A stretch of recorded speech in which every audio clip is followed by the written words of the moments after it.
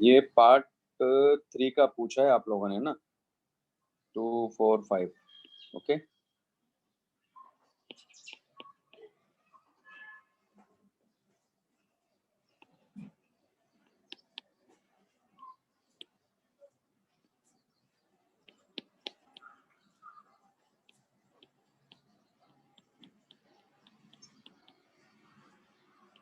Question number 2।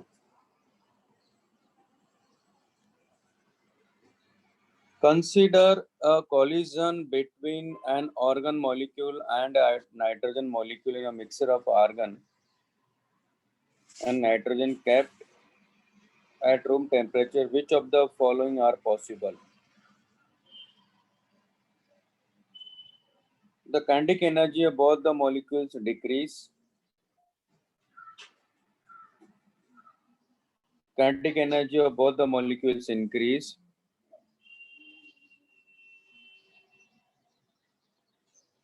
Kinetic energy of the argon molecule increases and that of the nitrogen molecule decrease. The kinetic energy of the nitrogen molecule increase and that of the argon molecule decrease.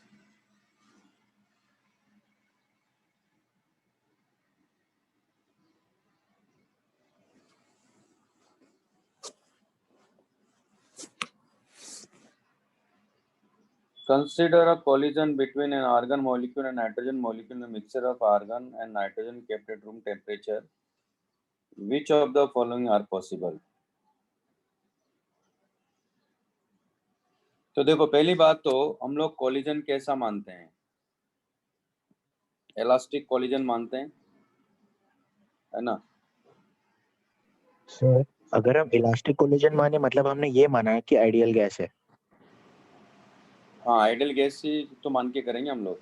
तो फिर temperature मतलब फिर kinetic energy तो only temperature के function पे आ गई, तो फिर चेंज ही नहीं होगा मतलब। नहीं, कोलिजन हो रहा है ना, लेकिन यहाँ जब तक कोलिजन नहीं होगा तब तक नहीं करोगे ना बात। कोलिजन होगा तो आपस में, क्योंकि एक का मास कम और एक का मास ज्यादा है ना, तो ये पॉसिबल है कि जैसे अगर ऑर्गन का मास अगर मैं बात करूं तो कितना होगा इसका, 18 होता है ना, और नाइट्रोजन क्या है, 28 है ना मोलर मास। एक मोल में, तो एक मॉलिक्यूल का कितना मास होगा?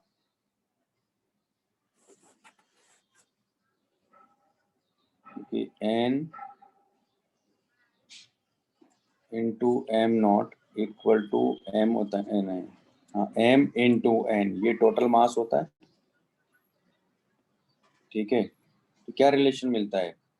ये n, तो m इक्वल टू m, और ये कितना हमारे पास में n इंटू n होता है ना, किसका मास ज्यादा है? तो वो तो इस बात पर डिपेंड, तो बिल्कुल सही है, सी और डी तो सही है। कैसे भाई? देखो, इलास्टिक कोलिजन हो रहा है तो E इक्वल टू 1 होगा, है ना? अब अगर मान लो जैसे कि ये इधर से आ रहा है और ये इधर से आ रहा है, कोलिजन हो रहा है मान लो, है ना? तो कोलिजन हो रहा है तो इस केस में क्या हो सकता है कि, अच्छा एक बात और है कि जरूरी नहीं कि सबकी स्पीड सेम हो, सबकी स्पीड अलग अलग होगी, ये मान के चलेंगे हम लोग। तो इस केस में क्या होगा, इसको फोर्स इधर लग रहा है, इसको फोर्स इधर लग रहा है, तो इसमें ये देखना पड़ेगा कि डिपेंड करेगा, है ना, कितनी वेलोसिटी क्या है, तो बढ़ भी सकती घट भी सकती। ये भी पॉसिबल है कि मान लो जैसे कि ये इधर जा रहा है और पीछे से नाइट्रोजन का मॉलिक्यूल आ रहा है, तो ये इसको पुश कर रहा है, तो यहाँ जब इसको एक तरह से इम्पल्स फोर्स इधर लगेगा, इसको इधर लगेगा, तो इसकी स्पीड क्या होगी, कम होगी, इसकी स्पीड क्या करेगी, इंक्रीज करेगी ना, है कि नहीं? रिवर्सन में। और ये भी पॉसिबल है कि मान लो ये इधर जा रहा है और ये इधर जा रहा है, ये नाइट्रोजन है और ये ऑर्गन है, तो आप देखो कि इसकी स्पीड बढ़ सकती है ना, और इसकी स्पीड कम हो सकती है क्योंकि इसको इधर लगेगा, तो सही तो है, समझ में आया? तो एक की मॉलिक्यूल की बात कर रहा है, ओवरऑल थोड़ी बात कर रहा है, मॉलिक्यूल। तो एक मॉलिक्यूल की स्पीड बढ़ सकती है घट सकती है, तो इस केस में देखो आप, अगर ये सर केस की हमने मैं बात तो करता हूँ, मतलब लीनियर इस वाले केस मोमेंटम में से। देखो, इस वाले केस में क्या होगा, इसकी स्पीड बढ़ेगी ना, और इस वाले केस में देखो नाइट्रोजन की स्पीड बढ़ेगी। ये जब दोनों एक ही डायरेक्शन में जा रहे हैं, लेकिन इसके ऑर्गन की स्पीड क्या है, ज्यादा है ऑर्गन के मॉलिक्यूल की, तो इसकी स्पीड बढ़ जाएगी ना। लेकिन इन दोनों के लिए टोटल जो काइनेटिक एनर्जी है बिफोर एंड आफ्टर वो कांस्टेंट होगी, तो एक की बढ़ेगी तो एक की घटेगी ना। उसी केस में ये दे लो आप, जब दोनों एक ही डायरेक्शन में जा रहे हैं तो इसकी स्पीड क्या होगी, कम होगी, इसकी स्पीड क्या करेगी, इंक्रीज करेगी ना। तो सही तो है, नहीं समझे अभी भी? समझ गया सर, मतलब वो 3/2 kT हम लोग एवरेज इसीलिए बोलते हैं क्योंकि सबका अलग अलग हो सकता है। हाँ वो तो एवरेज हुआ ना, लेकिन यहाँ जब मॉलिक्यूल के हाँ उसी पर जाओगे तो अरे अरे बस में तो एवरेज हाँ, था, है तो समझ गया। ठीक है। नेक्स्ट कौन सा, क्वेश्चन नंबर 4। सर इसका खाली ऑप्शन बी बस। डी, बी फॉर बॉम्बे, हाँ। B for Bombay. Each particle in a gas has average translational kinetic energy and the equation, ये तो बिल्कुल सही है। Establishes the relationship between the average translational kinetic energy per particle and temperature of an ideal gas है, ये भी सही है। It can be concluded, it can be concluded that single particle has a temperature, नहीं, ये मतलब नहीं है, लेकिन है कि सिंगल पार्टिकल, ये कंक्लूजन नहीं निकाल सकते आप कि सिंगल पार्टिकल का टेम्परेचर ये मतलब थोड़ी है। जो टेम्परेचर की हम बात करेंगे तो पूरे सिस्टम के टेम्परेचर की बात की जाती है, वो एक पार्टिकल के टेम्परेचर की बात नहीं करते हम लोग। तो वो वहां तक सही है, लेकिन अब इसका कंक्लूजन ये नहीं है।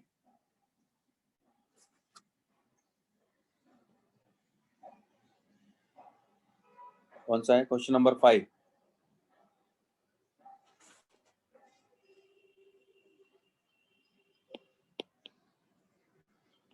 ये हमारे पास में है, ये V है,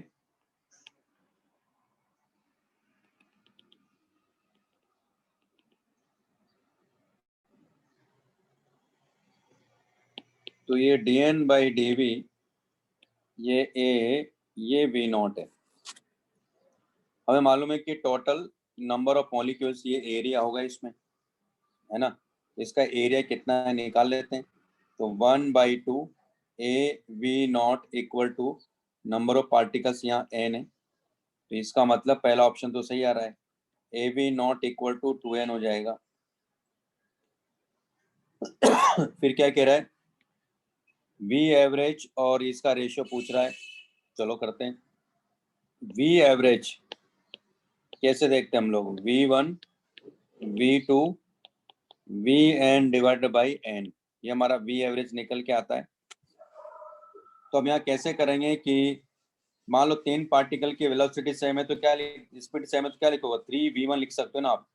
तो इसका मतलब क्या हुआ, इसका मतलब हुआ कि अगर dn मॉलिक्यूल की स्पीड अगर v है तो इसको इंडिकेट करेंगे, ये बाई n हो जाएगा। तो वो कैसे निकालेंगे, वो यहाँ से रिलेशन निकालेंगे, है ना, ये ग्राफ से। तो क्या हो जाएगा, dn/dv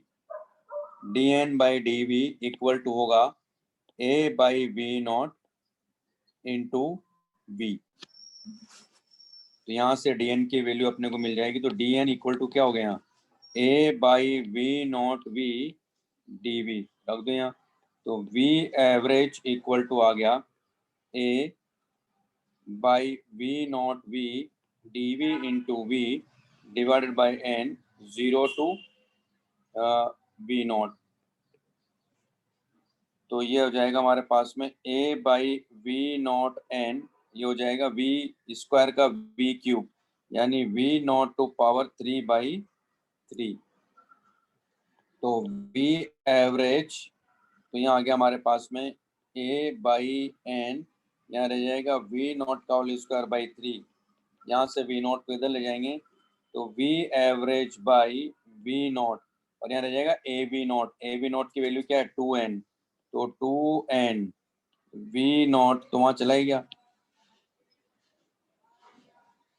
मैंने एक तो वी नॉट यहाँ चला जाएगा और यहाँ बचेगा A V not. A V not को क्या लिखेंगे, 2n/3n, यानी आ गया 2/3। तो ये भी सही है, लिख लो इसको। सर हम जब भी मतलब एवरेज काइनेटिक एनर्जी बोलते हैं तो पूरे गैस का बोलते हैं ना, तो जो average kinetic energy of single particle होता है तो वो क्या होता है?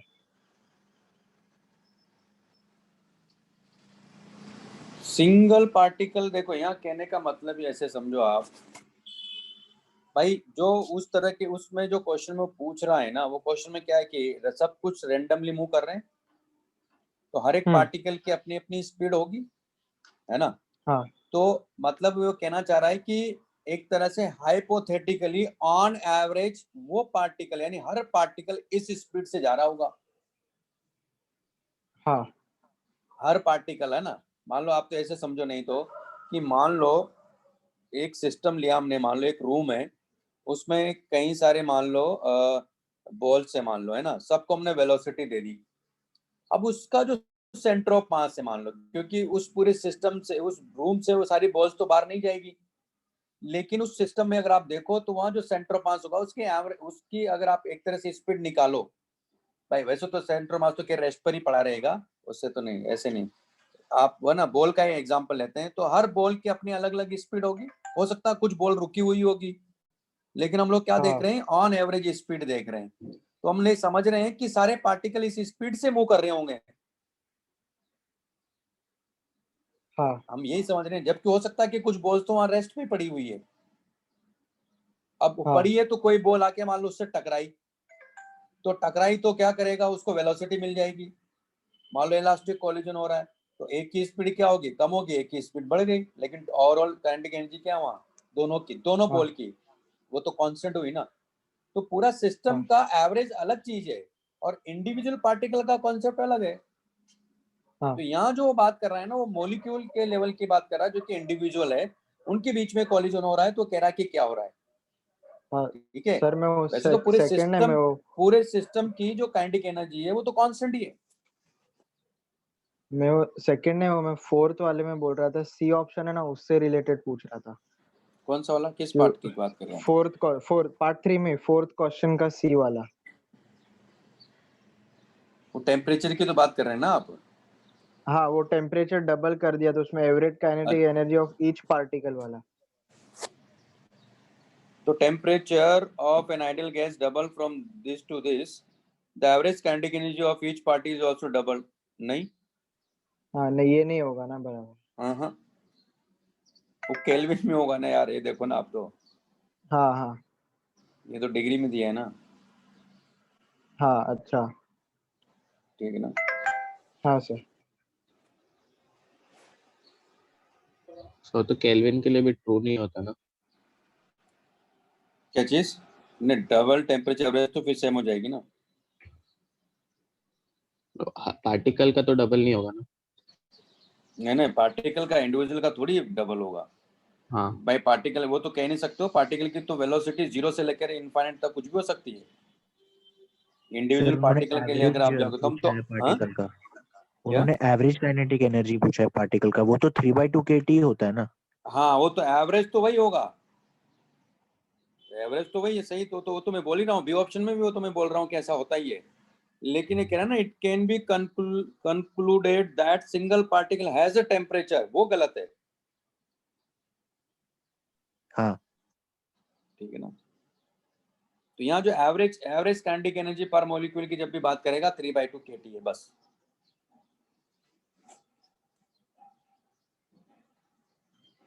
ये हो गया भाई। फिर क्या है, ये हमारे पास में मिल भी गया अपने को यहाँ से। नेक्स्ट में क्या पूछ रहा है वो, ratio v r m s पूछ रहा है। चलो वी आर एम एस का भी कैलकुलेट कर लेते हैं।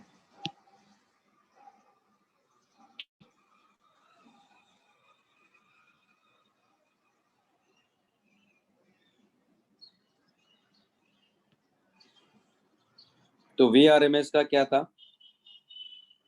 V1 का होल स्क्वायर, V2 का होल स्क्वायर, Vn का होल स्क्वायर बाई n, और इसका स्क्वायर रूट था, ये VRMS था हमारे पास में।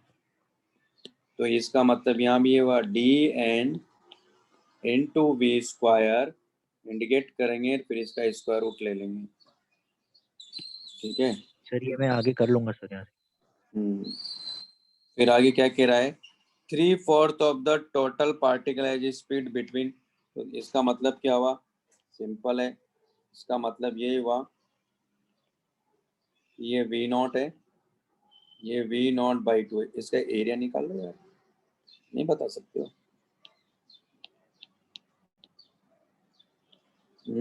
हाँ है ना, ये वाला एरिया निकालो शेडेड पार्ट का, आ जाएगा आंसर। ओके, ऐसे करना था। हाँ सर, इस केस में मोस्ट प्रोबेबल डिफाइंड ही नहीं होगा ना? नहीं,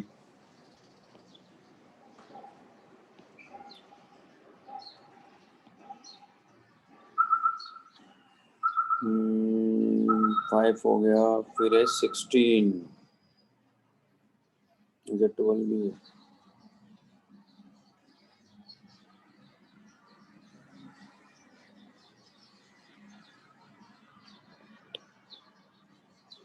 Let N1 and N2 moles of two different gases are mixed. If adiabatic coefficient of two gases are दिया हुआ है, then adiabatic coefficient gamma of the mixture is given through the relation.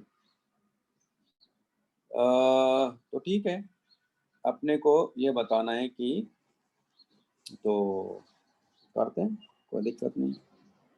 Let N1 moles of two different radial gases be mixed, and if adiabatic coefficient of two gases are दिया हुआ है, then adiabatic coefficient gamma of the mixture is given through the relation बता रहा है। तो इससे हो जाएगा, देखो by CP mix equal to क्या होता है हमारे पास में, N1 CP1 plus N2 CP2 divided by N1 plus N2, है ना, और CV मिक्स इक्वल टू क्या है, N2 CV1 plus N1 CV1 N2 CV2 divide by N1 plus N2।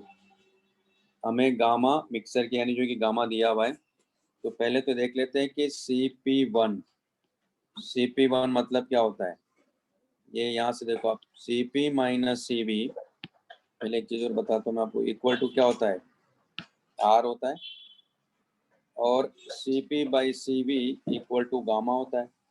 तो यहाँ हो जाएगा CV गामा माइनस, है ना, CV को बाहर ले लेंगे तो इक्वल टू R, तो ये आ जाएगा। उसी तरह मतलब CV आ गया हमारे पास में R बाई गामा माइनस 1, और CP आ जाएगा gamma R by gamma minus 1। ठीक है ना, ये देख लो कौन से वाले मैच कर रहा है, तो ये आ जाएगा आंसर हमारा। तो कौन सा हो गया, एक तो ऑप्शन नंबर C, है ना। तो CP मिक्स की अगर आप बात करोगे तो CP मिक्स क्या लिखोगे, देखो हो जाएगा गामा R, है ना, ये तो मैंने लिया मतलब एक उसके तौर पर, क्योंकि गामा का मिक्सर का गामा है यहाँ ना, तो gamma R by gamma minus 1 equal to N1 CP1 कर लोगे अब, हो जाएगा, हाँ सर। है ना। और ये इसके करस्पॉन्डिंग है, दूसरा जो कोई भी एक मैच कर रहा है वो इसके करस्पॉन्डिंग है, इसका क्या लिखोगे, CV मिक्स हो गया R बाई गामा माइनस 1 ना, आ जाएगा।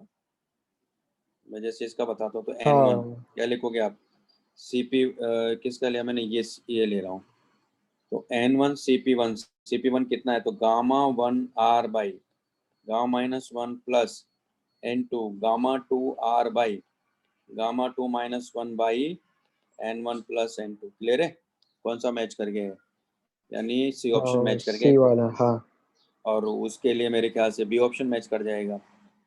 ठीक है ना, तो इसका क्या लिखोगे आप, N1 R by gamma 1 minus 1 plus N2 R by gamma 2 minus 1 by N1 plus N2, ये मैच कर जा रहा है। ओके, ऐसे हाँ करना। हाँ sir. 16. A gas in a container, a gas kept in a container, if the container is of finite conductivity, then the process. तो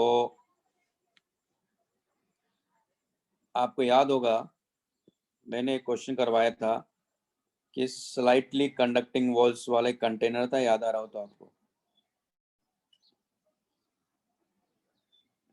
हाँ, सॉलिड एग्जांपल्स में था। हाँ, और सडनली इसको कंप्रेस करोगे तो क्या बोला था उसमें हमने कि एडियाबेटिक प्रोसेस होगा, है ना, और स्लोली लेके जाएंगे तो कौन सा होगा? आइसोथर्मल होगा।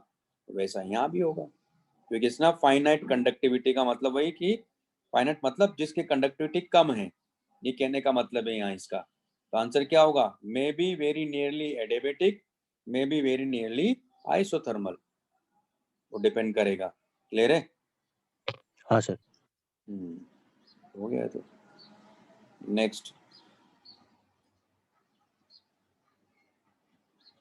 16 हो गया, बस इतना था ना कॉम्प्रिहेंशन 1 पार्ट 4 का।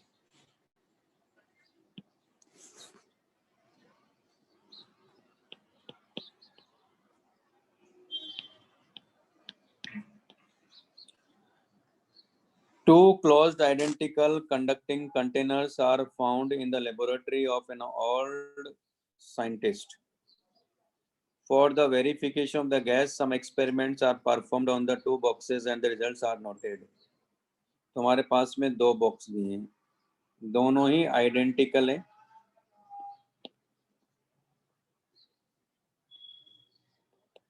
To closed identical conducting containers हैं, ठीक है भाई। गैसेस के बारे में नहीं पता है, गैस है और एक गैस भी है। When the two containers are, अगर इनको कनेक्ट मतलब किया तो कह रहा है कि एंड मास ऑफ इवेक्यूएटेड कंटेनर, तो सीधा लिख देता गैस मास, इतना घुमाना फिराना क्या उसमें। कितना हो गया है? 125 ग्राम इसका मास है ना, और 60 ग्राम इसका मास है गैस का। चलिए भाई, when the two containers are given same amount of heat, same temperature rise is recorded. Same temperature है ना, तो कितना दिया इसने? When the container given same amount of heat दिया जा रहा है।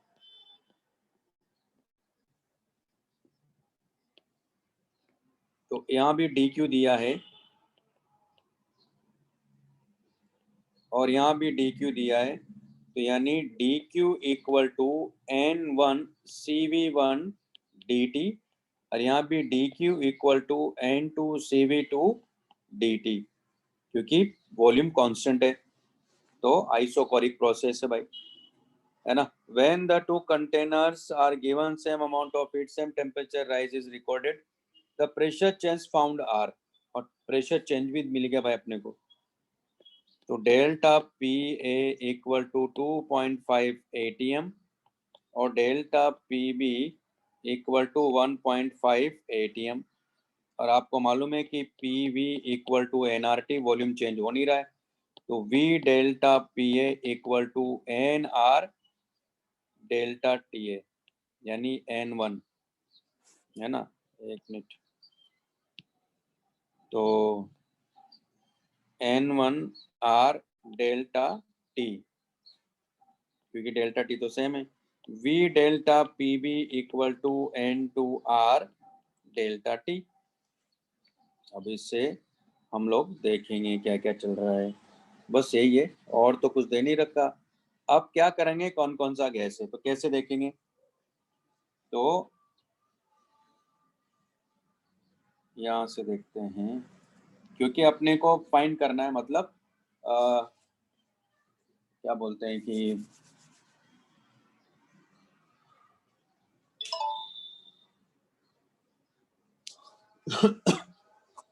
चलो करते हैं।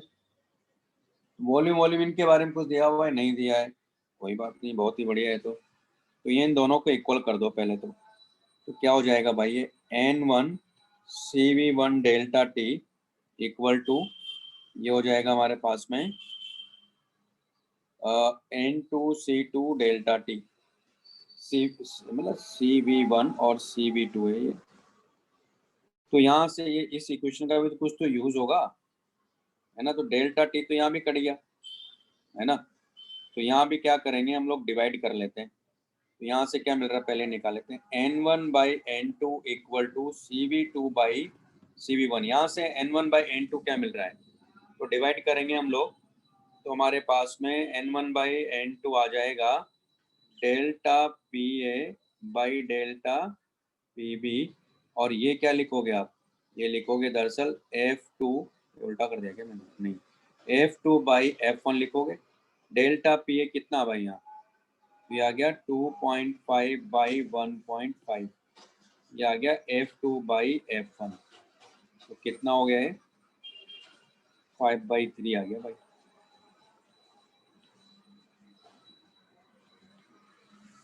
है ना। क्या आ गया, 5/3 आ रहा है। तो अब देखना है पड़ेगा कि, तो अब देखो जो भी है इसी से अंदाजा लगाना है अपने को। तो अब यहाँ से देखो F1 इक्वल टू, अगर मान लो मैं बात करूँ, इसका मतलब F1 के अकॉर्डिंग अगर हम देखें और F2 के अकॉर्डिंग देखें तो क्या पता चल रहा है कि पहले वाला एक तरह से मोनोएटॉमिक है, दूसरा वाला डायटोमिक है।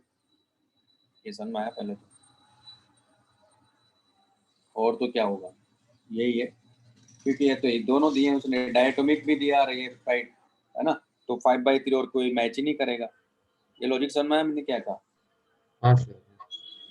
इसका मतलब F1 में क्या है, यहाँ मोनोएटॉमिक है, मतलब ये इंडिकेट करा, और ये डायटोमिक है। वो यहाँ से मुझे समझ में आई बात। फिर आगे कह रहा है कि identify the gas filled in container A and B। अब अपने को क्या बताना है, कौन सी गैस हैं, ये तो हमें कुछ पता नहीं, बस इतना है कि इसका 125 ग्राम दिया हुआ है और इसका 60 ग्राम दिया हुआ है। तो अब नंबर ऑफ मोल्स के हिसाब से चलेंगे। तो नंबर ऑफ मोल्स देखा जाए तो हमारे पास क्या आ रहे हैं, 5/3 आ रहे हैं ना नंबर ऑफ मोल्स। ये क्या है, 5/3 तो है, N1/N2, हाँ हाँ है ना। क्या आ गया, 5/3 आ गया। अब नंबर ऑफ मोल्स यहाँ से देखो किसका, कोई भी मास देख के चलना पड़ेगा। अब या तो ऑप्शन ले लो। तो हाँ जैसे ठीक मान है लो सर। पहला ऑप्शन लेता हूँ, कर लोगे अब। हाँ सर कर लूँगा। कैसे करना था, तो नंबर ऑफ मोल्स 5/3 दिखना चाहिए आपको। तो आपको मास दे रखा है और मोलिकुलर वेट सबका यहाँ पता ही है, दे भी रखा होगा मोलार मास। कैसे करना था, तो ये भी हो गया। तो हम क्या पढ़ रहे थे भाई,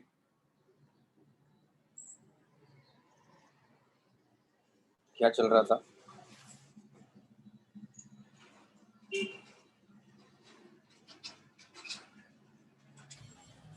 इलेक्ट्रिक फील्ड इंटेंसिटी करते थे ना, इलेक्ट्रिक इंटेंसिटी किसका हो गया था, वायर का कर लिया था ना हम लोगों ने।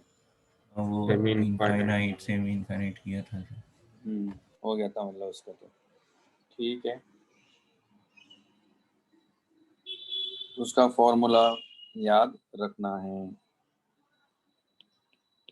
ना। तो जैसे अभी आप जैसे यहाँ भी अप्लाई कर सकते हो, मान लो जैसे कि एक फाइनाइट रोड है,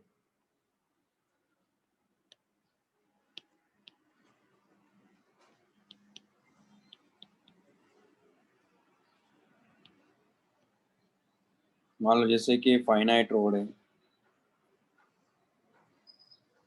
और इसके परपेंडिकुलर बाइसेक्टर पे चाहिए अपने को।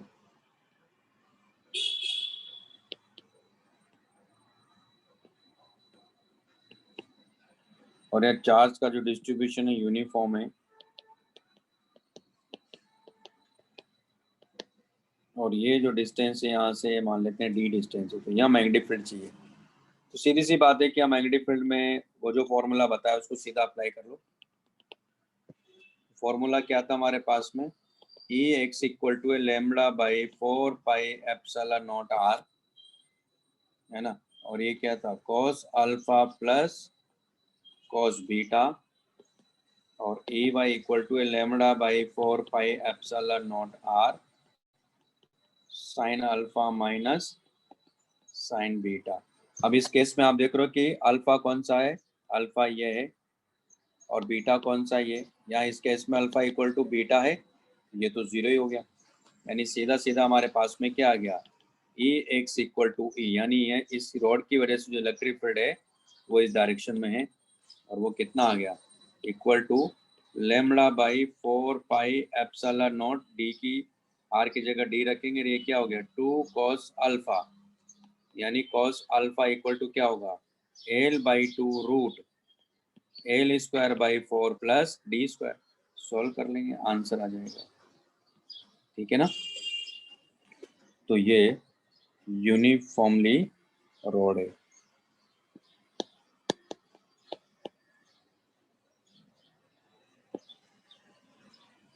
चार्ज रोड है, तो उसकी वजह से उसके एंगल बाइसेक्टर पर, सॉरी एंगल बाइसेक्टर में नहीं, उसके परपेंडिकुलर बाइसेक्टर की बात करें हम लोग, ठीक है, उस पर इलेक्ट्रिक फील्ड क्या होगा।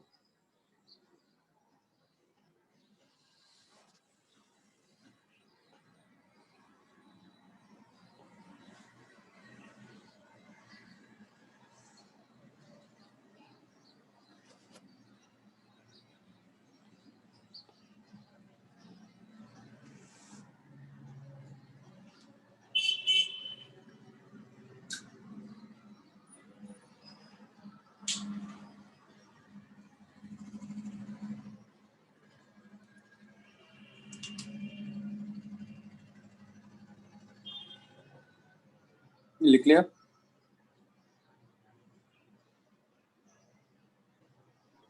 हाँ sir.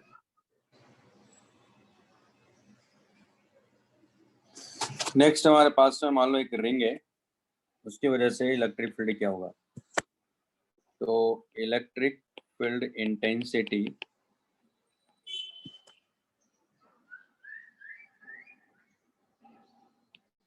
Due to uniformly charged ring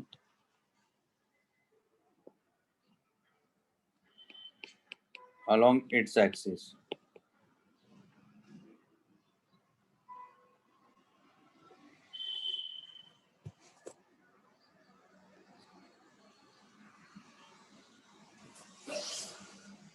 तो ये हमारे पास में रिंग है,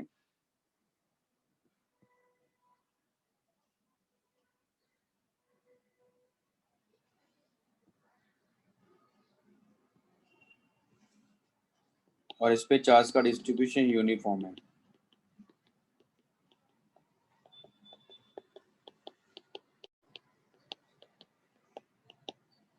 इसकी जो रेडियस है वो आर है, ये एक्स एक्सिस है और ये वाई एक्सिस है, यानी ये जो रिंग है वाई जेड प्लेन में है।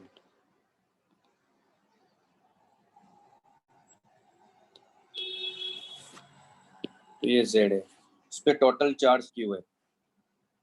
पहले इसकी लीनियर चार्ज डेंसिटी डिफाइन कर सकते हैं। लीनियर चार्ज डेंसिटी क्या होगी, क्यू बाई 2 पाई आर ना, है ना। टोटल जो लेंथ है इसकी, ये जो पेरीमीटर होगी उसकी लेंथ कितनी है, 2 पाई आर है। तो क्या करेंगे हम लोग, इस पॉइंट पर अपने को चाहिए, पॉइंट पी है, इसके कोऑर्डिनेट है x, 0, 0। तो वेक्टर मेथड से करेंगे यहाँ, है ना, क्योंकि मैं यहाँ क्वार्टर रिंग का भी दिखाऊंगा, फिर सेमी सर्कुलर रिंग का दिखाऊंगा, फिर 3/4 रिंग का भी देखेंगे हम लोग, कि उसकी वजह से इस पॉइंट पी पर इलेक्ट्रिक इंटेंसिटी क्या होगी, पॉइंट ओ है। तो क्या करेंगे हम लोग यहाँ, मैं यहाँ से इसको देख रहा हूँ, तो ये रिंग ऐसी नजर आएगी मुझे। ये हमारे पास में z एक्सिस है और ये y एक्सिस है। तो ये रेफरेंस ले रहा हूँ मैं, तो यहाँ से थीटा पे जाके एक डी थीटा एलिमेंट ले रहे हैं हम लोग ये,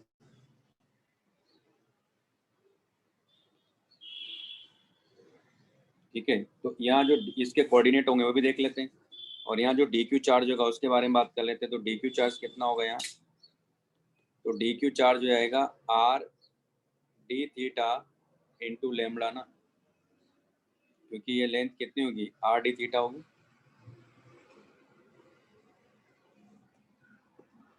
ये लिख लीजिए,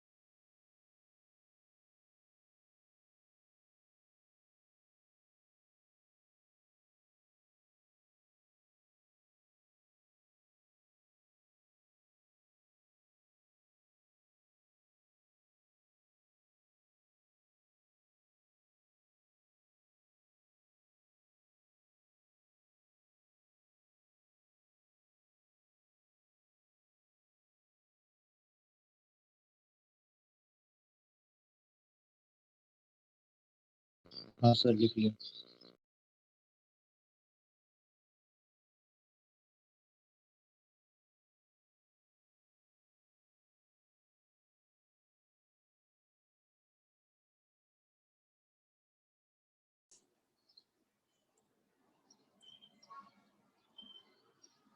सब बराबर हो गया। ये रिंग है,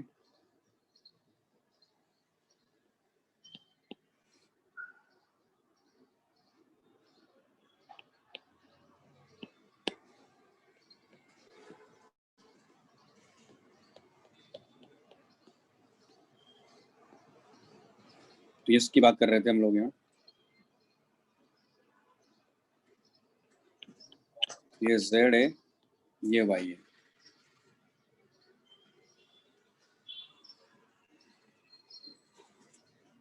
तो ये क्या हो गया, r d थीटा हो गया। ठीक है, तो इसके कोऑर्डिनेट क्या है वो निकाल सकते हैं। इसके कोऑर्डिनेट है दरअसल 0, r sin थीटा, है ना, माइनस r cos थीटा। ये हमारे कोऑर्डिनेट है इसके, है ना। तो यानी ये इस जगह की बात कर रहे हैं हम लोग।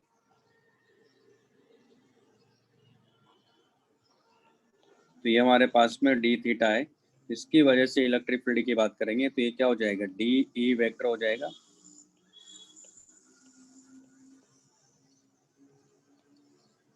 तो हमारे पास ये क्या हो जाएगा, r वेक्टर। तो हमारे पास कॉन्सेप्ट क्या है, D E vector equal to हो जाएगा D Q by 4 pi epsilon nought R cube R vector. ठीक है, ये कॉन्सेप्ट हम लोग यहाँ यूज करेंगे। डी क्यू हमने देखा था कि ये हो जाएगा D into R D theta, मतलब lambda R D theta equal to D Q है ना। और लेमडा इक्वल टू क्या था, क्यू बाई 2 पाई आर है, यही था। तो यहाँ आर वेक्टर निकाल लेते, तो आर वेक्टर क्या होगा, तो मेरे ख्याल से किसी को दिक्कत होना नहीं चाहिए निकालने में। तो X I cap minus R sine theta J cap plus R cos theta K cap, ये आर वेक्टर होगा कि नहीं होगा। इसका मैग्नीट्यूड अगर आप निकालने जाओगे तो क्या मिलेगा, X square plus R square का स्क्वायर रूट मिलेगा। हाँ, ये समझ में आया। हाँ सर। क्लियर है भाई, वेक्टर लिखना आता है ना।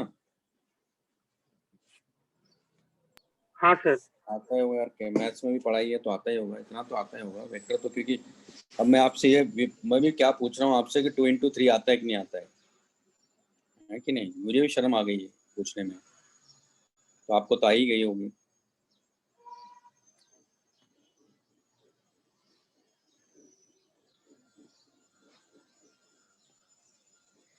क्योंकि फिजिक्स के लिए तो अभी 2 into 3 है, और क्या है। है कि नहीं, लिख लो इसको।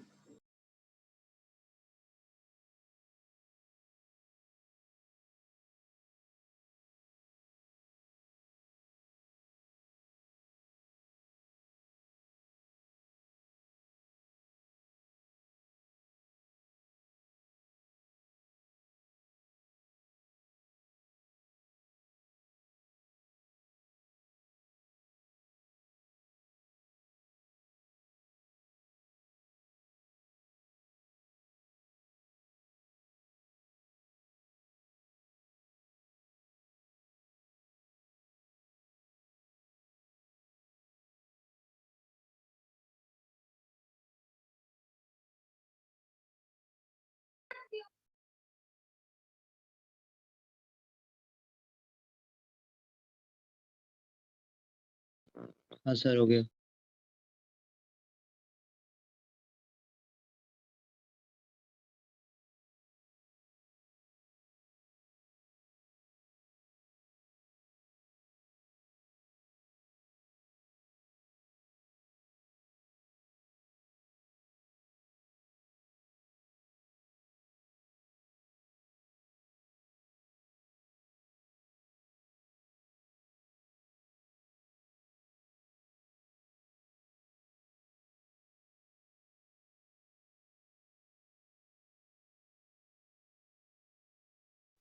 सर आप म्यूट हो। है ना, के कैप, यही है। अब यहाँ इंडिकेट करेंगे, तो अगर मान लो मैं 0 से π/2 इंडिकेट करता हूँ, तो 0 से π/2 का मतलब है कि इस इतने यानी क्वार्टर रिंग की वजह से अलोंग द एक्स एक्सिस कितना इलेक्ट्रिक फील्ड होगा। अगर मैं 0 से पाई करता हूँ, इसका मतलब है कि इस पूरे सेमी सर्कुलर रिंग की वजह से मैं बात करूंगा। अगर मैं 0 से 3 π/2 बात करता हूँ, तो इतनी रिंग की वजह से कितना होगा। और अगर मैं 0 से 2 पाई की बात करूंगा, तो पूरी कंप्लीट रिंग की वजह से आ जाएगा। क्लियर है? तो आप इस वेक्टर मेथड से क्वार्टर रिंग का, सेमी सर्कुलर रिंग का, 3/4 रिंग का आप इलेक्ट्रिक फील्ड बता सकते हो अलोंग द एक्सिस। क्लियर है भाई? कुछ नहीं इंडिकेट करना, अब ये बन गया। उसके बाद 0 से π/2, 0 से पाई, 0 से 3 π/2 या 0 से 2 पाई। तो रिंग की वजह से अगर चाहिए तो क्या करेंगे, 0 से 2 पाई कर देंगे। आप इंडिकेशन करिएगा, आपको दरअसल ये ई वेक्टर जो है वो आ जाएगा finally, E vector equal to आ जाएगा, लैम्ब्डा की वैल्यू सब रख के मैं बात कर रहा हूँ, तो Q X by 4πε0 X square plus R square to power 3/2 I cap, बाकी सब जीरो हो जाएगा। ये है दरअसल फॉर कंप्लीट रिंग, यानी ये जो है ना रेड में जो पूरा बनाया मैंने, इस रिंग की वजह से along the axis magnetic field कितना होगा वही आ जाएगा। ठीक है, 0 से π/2 करूंगा तो कुछ और आएगा, तो कोई बात नहीं, लेकिन कर तो लेंगे। इंटीग्रेशन आपको आता ही है, तो मैंने पहले कहा मैं कुछ बात ही नहीं करूंगा अब तो इस बारे में, आपको आना चाहिए इंटीग्रेशन तो, है ना।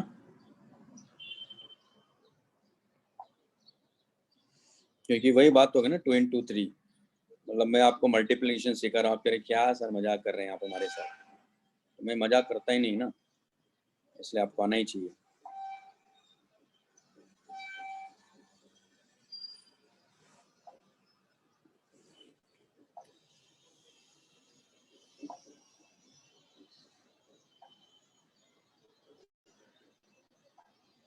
तो यहाँ थीटा वेरिएबल है, ओके, बाकी एक्स और आर कांस्टेंट ही है।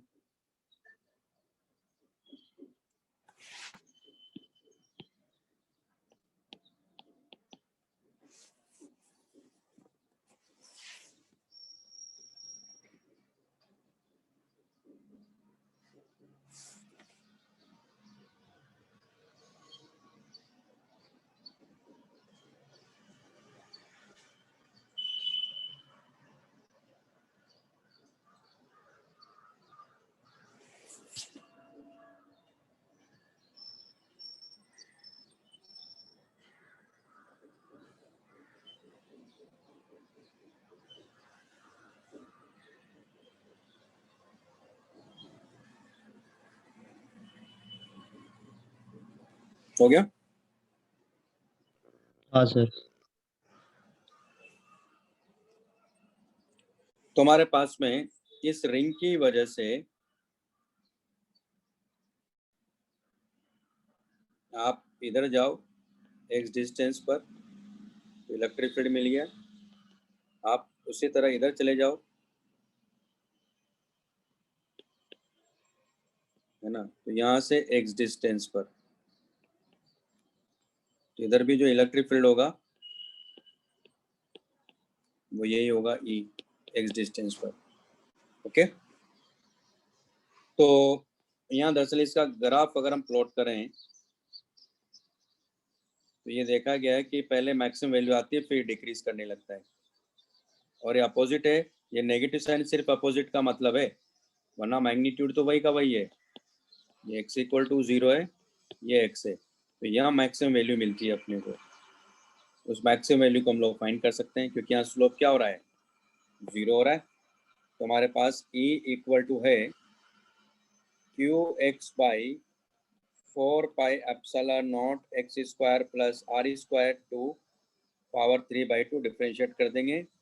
dE/dx = q/4πε0, ये हो गया X square plus R square to power 3/2, ये 1 minus X into 3/2, X square plus R square है ना, तो ये हो जाएगा 1/2 इंटू 2x, ये तो मैंने कर दिया क्योंकि जरूरत थी इसलिए। X square plus R square 2 power 3, इसको क्या करना है, 0 करना है, मिनिमम मैक्सिमम आता ही है। सिंप्लीफाई करिए तो X square plus R square 2 power half को बाहर ले लेंगे, 2 से 2 कैंसिल आउट हो गया, तो हमारे पास यहाँ रह जाएगा 0 equal to X square plus R square minus 3x square, है ना, तो ये हो जाएगा 2, यानी x इक्वल टू आ गया प्लस माइनस आर बाई √2, यानी हो गया x equal to R by √2 पर मैक्सिमम होगा और x equal to minus R by √2 पर भी, मतलब यहाँ मिनिमम है लेकिन वो मैक्सिमम वैल्यू ही है, वो नेगेटिव है, वो नेगेटिव डायरेक्शन इंडिकेट करे इसलिए ग्राफ ऐसा बना देंगे, तो लिख लीजिए इसको। और सेंटर पे तो 0 ही है, ये क्या इंडिकेट करा, देखो सेंटर पे क्या है, magnetic field, sorry electric field क्या है, 0 है, क्योंकि एक्स की वैल्यू 0 रखो, सेंटर पे तो 0 ही है, यहाँ तो 0 आ गया है।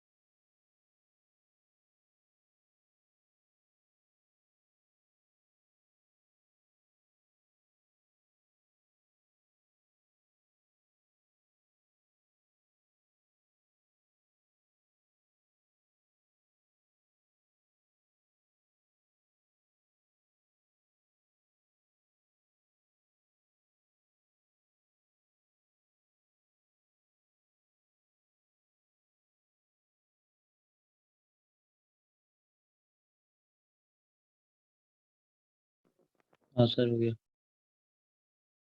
सर एक मिनट।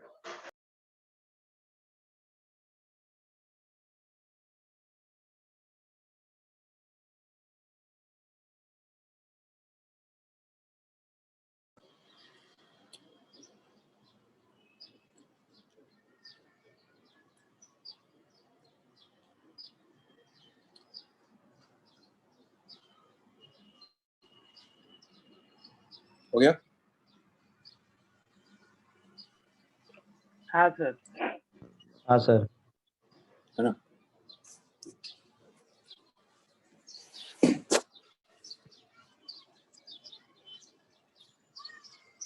हाँ sir.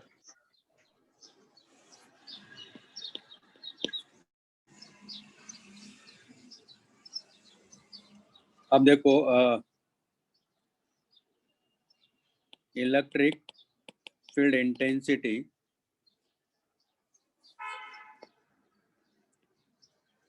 Due to quarter ring at its center,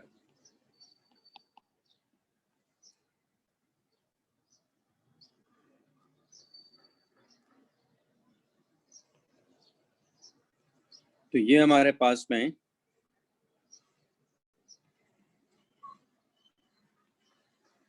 ये रिंग है,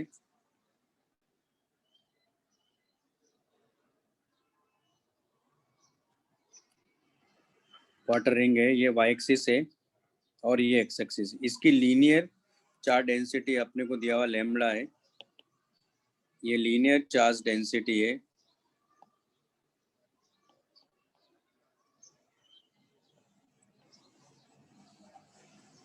ना।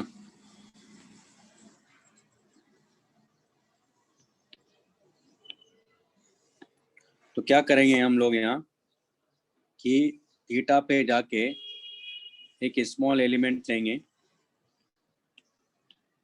ये लेंथ कितनी होगी इसकी, r थीटा है, कौन सी लेंथ की बात कर रहा हूँ मैं, ये वाली लेंथ की, इसकी वजह से है ना, तो यहाँ dq कितना हो जाएगा, हो जाएगा लैम्बडा r d थीटा हो जाएगा, इसकी वजह से इलेक्ट्रिक फील्ड क्या होगा, इस डायरेक्शन में होगा, लेकिन ये आप देख रहे हो कि डायरेक्शन पे डिपेंड कर रहा है, इसका मतलब रिजोल्व करना पड़ेगा। तो ये एंगल कितना होगा यहाँ थीटा, तो ये DE है, इसका ये कंपोनेंट क्या होगा यहाँ DE cos थीटा, और इसका एक कंपोनेंट होगा DE sin थीटा।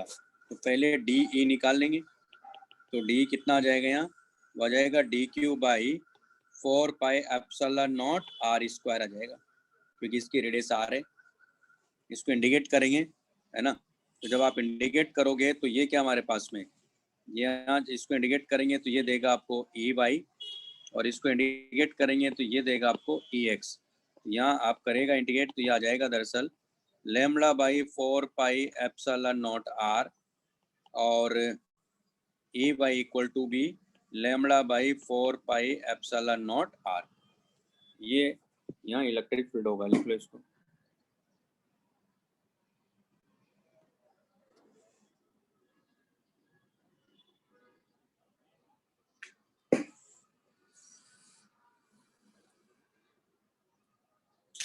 सर वो डी की डायरेक्शन कैसे पता चली?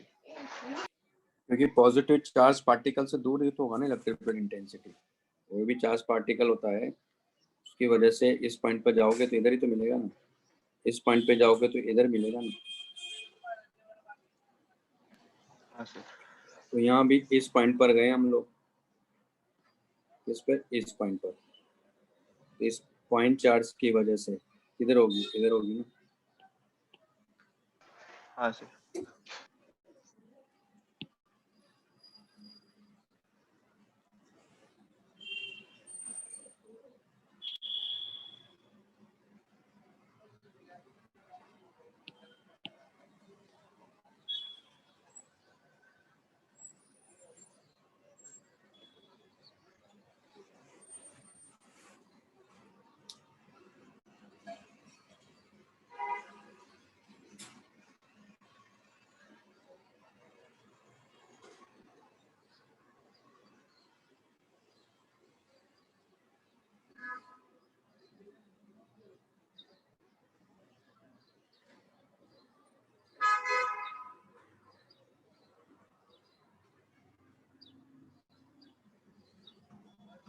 हाँ सर हो गया। जैसे मान लो एक क्वेश्चन लेते हैं, मान लो कि ये सेमी सर्कुलर रिंग है और इस पे चार्ज का डिस्ट्रीब्यूशन यूनिफॉर्म है, यानी इसकी लीनियर चार्ज डेंसिटी अपने को दिया हुआ है जो कि लैम्बडा है। ये एक्स एक्सिस है, ये वाई एक्सिस है, और ये 0,0 है। ठीक है, तो यहाँ चाहिए। तो सिंपल सी बात है कि कैसे करेंगे। अगर मैं इस क्वार्टर रिंग की बात करूं तो इसकी वजह से इलेक्ट्रिक फील्ड इंटेंसिटी क्या होगी, एक कंपोनेंट ये होगा, एक कंपोनेंट ये होगा, यानी कितना होगा इधर lambda by 4 pi epsilon not R, अगर इस रेडियस R है तो, और इधर कितना होगा lambda by 4 pi epsilon not R। उसी तरह इस रिंग इस वाले पार्ट की वजह से इधर होगा और इधर होगा, तो lambda by 4 pi epsilon not R, और इधर तो ये ऐड हो जाएगा, तो lambda by 4 pi epsilon not R, ये और ये तो कैंसिल आउट कर गया। यानी इसके अकॉर्डिंग इलेक्ट्रिक फील्ड इंटेंसिटी अगर हम बात करें पॉइंट O पर, तो पॉइंट O पर इलेक्ट्रिक फील्ड इंटेंसिटी जाएगी -2 lambda by 4 pi epsilon not R J cap. यही आंसर है।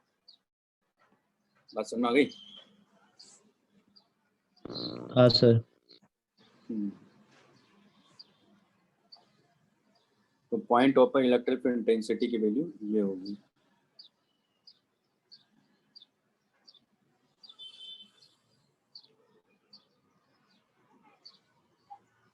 तो कर लेंगे इस तरह से, कोई दिक्कत नहीं।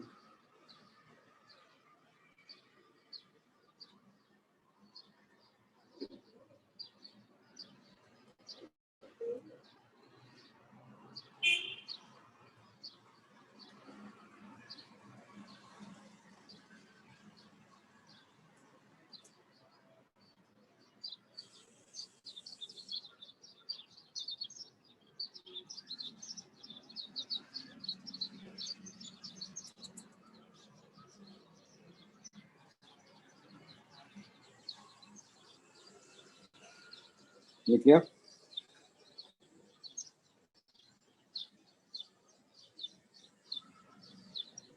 हाँ सर।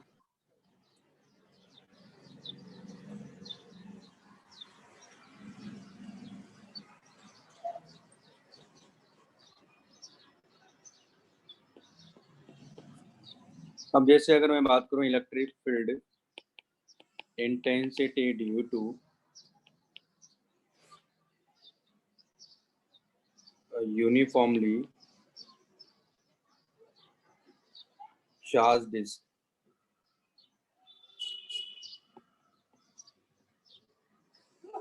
ठीक है। तो अगर मान लो ये डिस्क है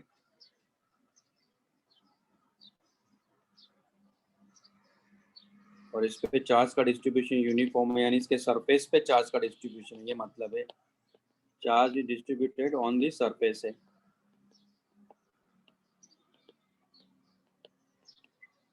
तो ये इसके रेडियस है मान लो r, है ना, और इस पे टोटल चार्ज q है, तो इसका सरफेस चार्ज डेंसिटी क्या हो जाएगा, q by pi R square, यानी हो गया सरफेस चार्ज डेंसिटी।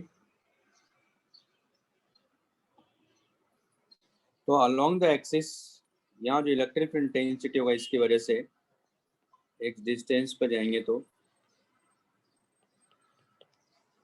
वो निकल के आता है जैसे sigma by 2 epsilon not 1 minus X by root X square plus R square. ठीक, कैसे निकल के आया वो मैं आपको एक आइडिया दे देता हूँ, आप सॉल्व करिएगा ना, मैं इक्वेशन बना के दे देता हूँ। तो ये इलेक्ट्रिक इंटेंसिटी होगी। ठीक, पहले कुछ कैसे डिस्कस कर लेते हैं। अब यहाँ देखो, अगर मान लो मैं यहाँ अगर ये कहता हूँ कि x जो है वो ग्रेटर देन r है, मान लो x की वैल्यू जो है ग्रेटर देन अगर r है तो हमारे पास क्या आ जाएगा यहाँ देखो, तो E इक्वल टू आ जाएगा sigma by 2 epsilon not 1 minus x, यहाँ से x को बाहर लेंगे, क्या मिलेगा 1 plus R square by X square to power half. तो x से तो x कैंसिल आउट हो गया, इसको ऊपर ले जाते हैं, ये हो जाएगा हमारे पास में सिग्मा बाई 2 एप्सिलॉन नॉट हो गया 1 माइनस ये क्या मिलेगा 1 plus R square by X square to power minus half, है ना। लिख लो पहले इसको, ये तो फॉर्मूला याद करना ही है आपको।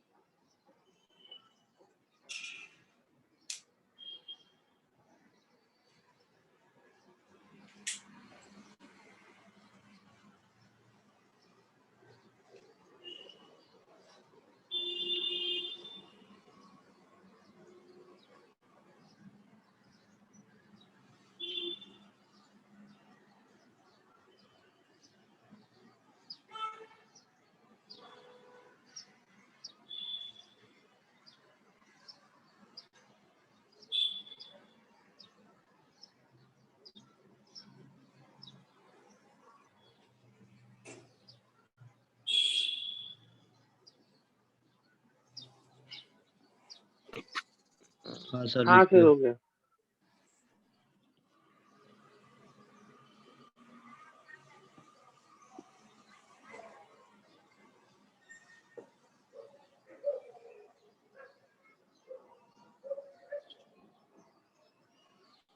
तो यहाँ देखो, ये क्योंकि quantity R square by X square जो है वो स्मॉल है, तो इसका मतलब यहाँ E इक्वल टू जाएगा sigma by 2 epsilon not 1 minus होगा R square by 2 X square. तो हमारे पास ये आ जाएगा sigma R square by 4 epsilon not X square. अब यहाँ देखो ऊपर पाई से मल्टीप्लाई कर देता हूँ मैं, तो हमारे पास हो गया 4 pi epsilon not X square, यानी E इक्वल टू क्या हो गया, देखो यहाँ Q by 4 pi epsilon not X square हो गया। तो लास्ट डिस्टेंस के लिए डिस्क किस तरह बिहेव करेगी, एक पॉइंट चार्ज की तरह बिहेव कर रही है, देखो। ओके,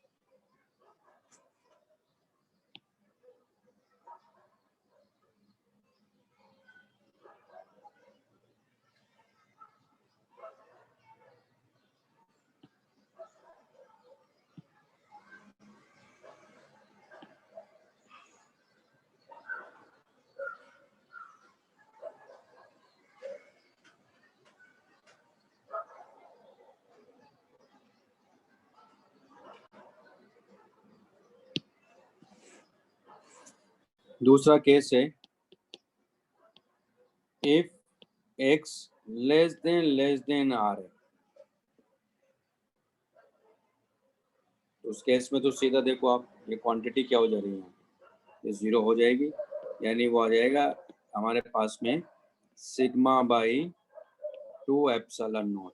इसका मतलब क्या हुआ, इसका मतलब ये हुआ कि ये जो डिस्क है ना, इसके नियर वाले पॉइंट के लिए एक तरह से क्या करेगी, इनफाइनाइट प्लेन की तरह बिहेव करेगी, जैसे ये इनफाइनाइट प्लेन हो। क्यों, क्योंकि जो डिस्टेंस है वो क्या है, नेग्लिजिबल डिस्टेंस है इसके सेंटर से। तो उस केस में ये इनफाइनाइट प्लेन की तरह बिहेव करेगा, यानी जो इलेक्ट्रिक फील्ड होगा वो क्या होगा, एक तरह से यूनिफॉर्म होगा। तो इनफाइनाइट प्लेन की वजह से जो इलेक्ट्रिक फील्ड होता है वो ये होता है सिग्मा बाई 2 एप्सिलॉन नॉट।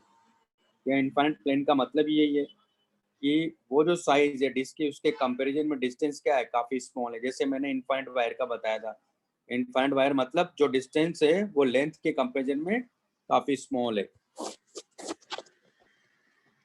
ठीक है ना, ये सिग्निफिकेंस है उसका। सर बोलो। सर पिछले वाले केस में जब एक्स वाला जो थंब था वो बहुत बड़ा था आर से, तो उसमें हम लोग ने एक्स को बाहर निकाला तो अंडर मतलब आ रहा था 1 minus 1 upon 1 plus R square upon X square ना, मतलब अंडर रूट। तो R square plus X square तो नेग्लिजिबल क्वांटिटी, तो वहां पे अगर हम लोग निगलेक्ट कर देते डायरेक्टली, मतलब जीरो ले तो लेते हैं फिर आर स्क्वायर प्लस एक्स तो स्क्वायर, जीरो हो बहुत जाएगा, बड़ा तो है। वो कंडीशन होगी हाँ जब तो एक्स जीरो आ टेंड्स रहा टू है। इन्फिनिटी होगा, तब जीरो आएगा ना, वो तो ये वाली कंडीशन होगी ना फिर। अच्छा, हमने भी तो केस वही लिया ना, मतलब एक्स बहुत बड़ा है आर से। बहुत बड़ा है तो, लेकिन एक्स टेंड्स टू 0 पे जाके 0 होगा ना फिर वो, मतलब काफी लार्ज डिस्टेंस आप ले लो, मान लो जैसे समझे कि रेडियस मान लो 2 मीटर है और आप डिस्टेंस ले रहे हो मान लो 5 किलोमीटर, मतलब तब तो 0 हो गया ना वहां पे, तो देखा जाए तो। हाँ तो वो, लेकिन उसके पहले अगर आप आओ मान लो, तो किस तरह से वेरी कर रहा हो, मान लो हमने यहाँ 2 मीटर लिया, मान लो मैंने 100 मीटर की डिस्टेंस पे ले रहा हूँ, तो कुछ तो वैल्यू होगी ना वहाँ, 0 तो नहीं होगी।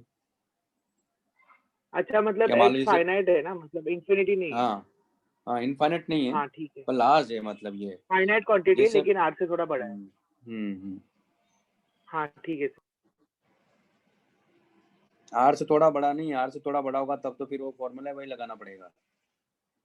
मतलब इस तरह से कि जैसे आप देखो, आप मून को देखते हो तो मून क्या, जितना बड़ा आप देखते हो उतना बड़ा मून है, नहीं सर। लेकिन अपने को क्या दिखता है, छोटा सा दिखता है ना। हाँ, हाँ क्या हाथ में उठा सकते हो आप, है ना। हाँ समझ हाँ में आ गया अब मैं क्या कहना चाह रहा हूँ। तो इसका मतलब अर्थ से देख रहे हो तो क्या दिख रहा है अपने को, एक तरह से एक बॉल दिख रहा है, बस छोटा सा बॉल है। हाँ तो वही है, वैसा ही यहाँ भी है। हाँ ठीक है सर। हम्म।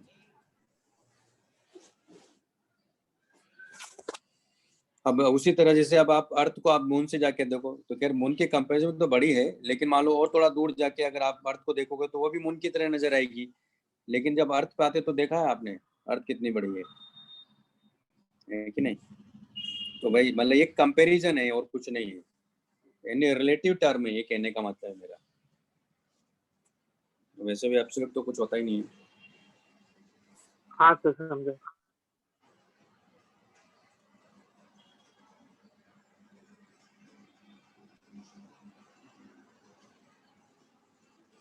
अब अब जैसे क्वेश्चन है, मान लो हमारे पास में,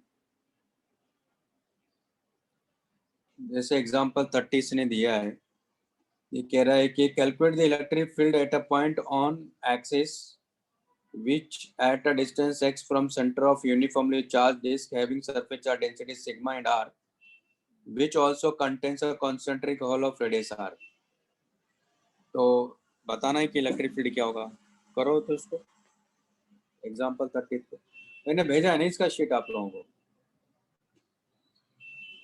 हाँ सर।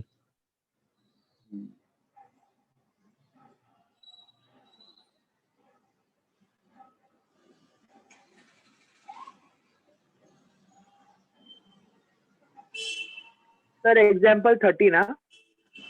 हाँ 30।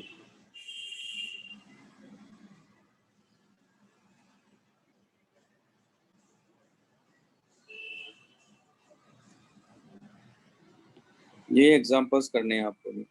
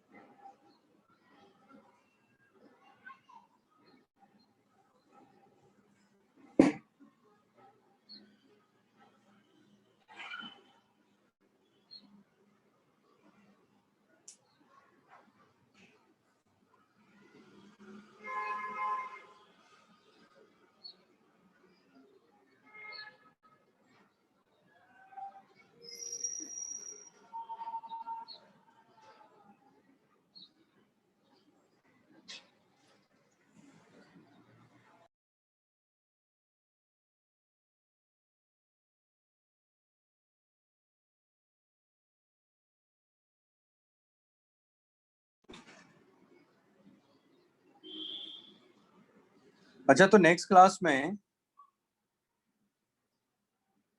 हम लोग हीट ट्रांसफर करेंगे ना एक्सरसाइज 2। हाँ सर। चलेगा इसका सर। 3 कंप्लीट हो गया है ना? हाँ कर सर, लोगे ना? कर लिया ना आप लोगों ने? शुरुआत कर चुके हैं सर। अच्छा, शुरुआत कर चुके हैं। काफी टाइम से, अभी तो इसका भी होमवर्क नहीं दिया मैंने इलेक्ट्रोस्टैटिक्स का।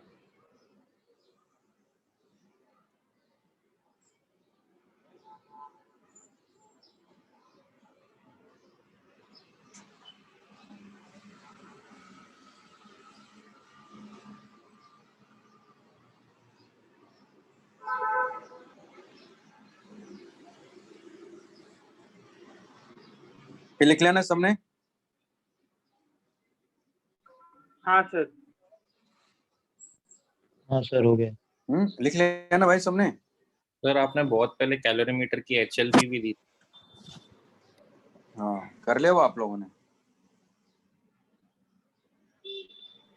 हाँ HLP कर लिया? ठीक है, मैंने तो की। डिस्कस कर लेंगे।